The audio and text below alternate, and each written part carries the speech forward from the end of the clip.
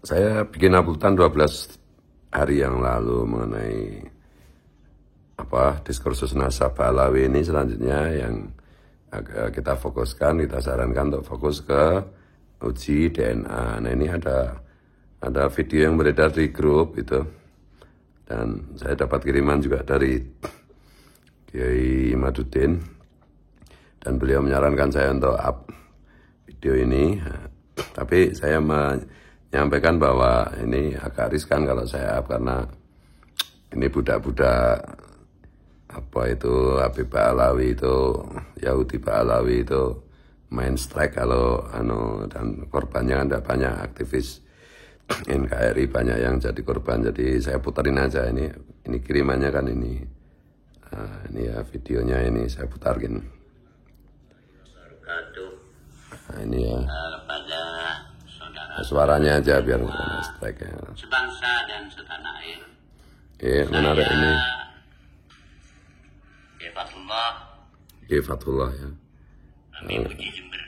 Jember ya. Saya setuju dengan apa yang disampaikan oleh HRS, Habib Rizik, yang menyampaikan harus tes DNA. Saya sangat setuju itu. Makanya sekarang ini lagi tafrik perbedaan antara pribumi dan kaum Ba'alawi. Ini jangan ribut terus. Kita kembali kepada dalil-dalil yang ada. Kalau di dalam agama, dalil itu ada dalil dhanni, ada dalil qat'i.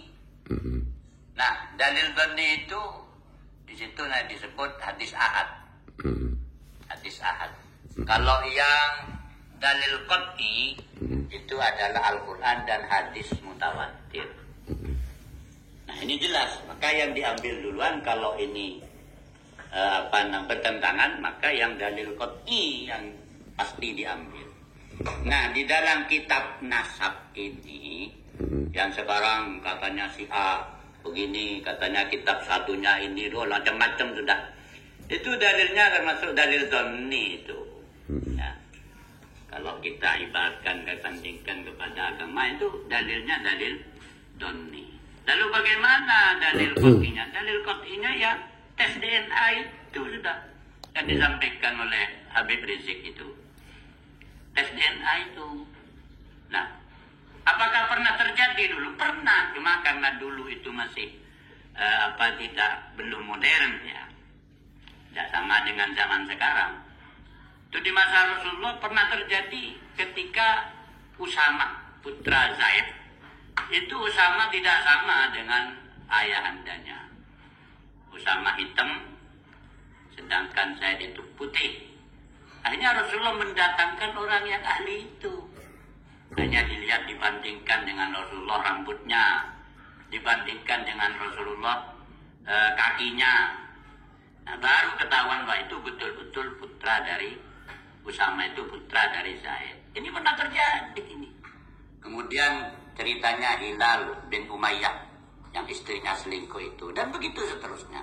Hanya untuk menentukan nasab itu yang benar, itu harus dalil qat'i saja, artinya yang pasti saja. Dalil itu kan bukti.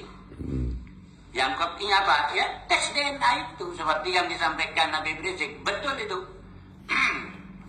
Saya sangat mendukung itu. Artinya harus dites DNA.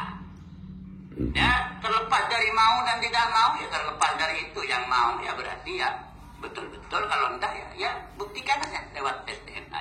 Itu dari seperti itu. Mungkin itu mudah-mudahan bermanfaat supaya tidak selalu terjadi perpecahan. Ini kalau terus-terusan seperti ini bisa perang saudara. Makanya saya mohon kepada pemerintah itu harus pakai yang qat'i saja lah. Jangan pakai kitab nasab beda, usah tes DNA, selesai perkara. Biar tidak terjadi perpecahan, ini bahaya ini.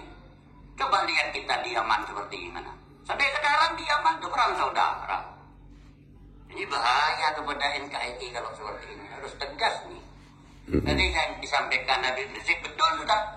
Ini videonya ini, tes DNA betul sekali, saya dukung itu. Mungkin itu Kurang lebihnya mohon maaf. Assalamualaikum warahmatullahi wabarakatuh. Waalaikumsalam warahmatullahi wabarakatuh. Itu ya jelas ya. Jadi ya kitab nasab itu ya sebagai dalil itu ya dalil doni.